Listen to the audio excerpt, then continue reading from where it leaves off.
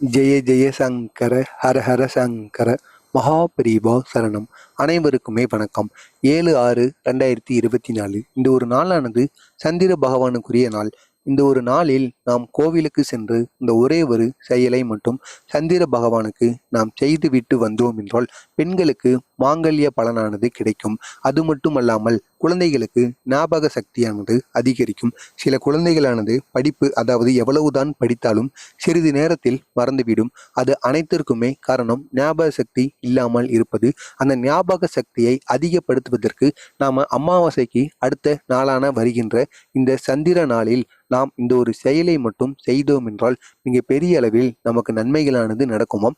எனவே நீங்களும் உங்களது வீட்டிற்கு அருகில் இருக்கின்ற சந்திர பகவான் கோவிலுக்கு சென்று கொள்ளுங்கள்.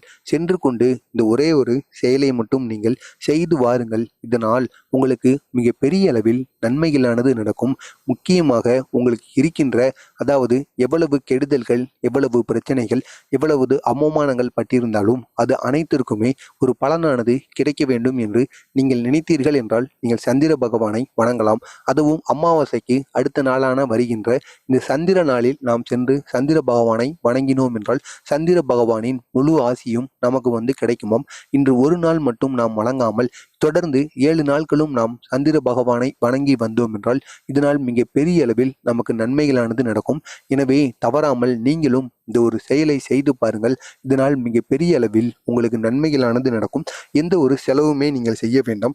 சந்திர பகவான் கோவிலுக்கு அருகில் இருக்கின்ற சந்திர பகவான் கோவிலுக்கு மட்டும் நீங்கள் சென்றாலே போதுமானது. சென்று விட்டு சும்மா நீங்க சென்று, அதாவது சந்திர பகவானை மனதார நினைத்து, முடிந்தால் சந்திர பகவானின் ஏதாவது நாமங்களோ மந்திரங்களோ உங்களுக்கு தெரிந்தால் அதனையும் நீங்கள் சந்திர பகவானை கூறிவிட்டு, சந்திர பகவான் தரிசனம் இருக்கல்லவா, அந்த தரிசனத்தை நாம் நமது கண்களால் கண்டாலே போதுமாங்க. நமது குடும்பத்தில் இருக்கிற அனைவருமே இந்த ஒரு செயலை மட்டும், அதாவது அந்த தரிசனத்தை மட்டும் நமது கண்களால் கண்டுவிட்டோம் என்றால் இதனால் மிக பெரிய அளவில் நன்மைகளானது நடக்குமாம். அது மட்டும் அல்லாமல் ஒரே ஒரு நல்லெண்ணெய் தீபமோ நெய் தீபத்தையோ மட்டும் நீங்கள் வீட்டிலிருந்து கொண்டு செல்லுங்கள். கொண்டு சென்று சந்திர பகவானுக்கு அந்த ஒரு தீபத்தை ஏற்றிவிட்டு ஒரே ஒரு ரூபாய் நாணயத்தையும் நீங்கள் வீட்டிலிருந்து கொண்டு சென்று விடுங்கள். சென்று விட்டு அங்கு சென்று, அதாவது சந்திரனின் அந்த கோவில் இருக்குல்லவா, அந்த ஒரு கோவிலை நாம் 3 முறைகள் வலம் வர வேண்டும்.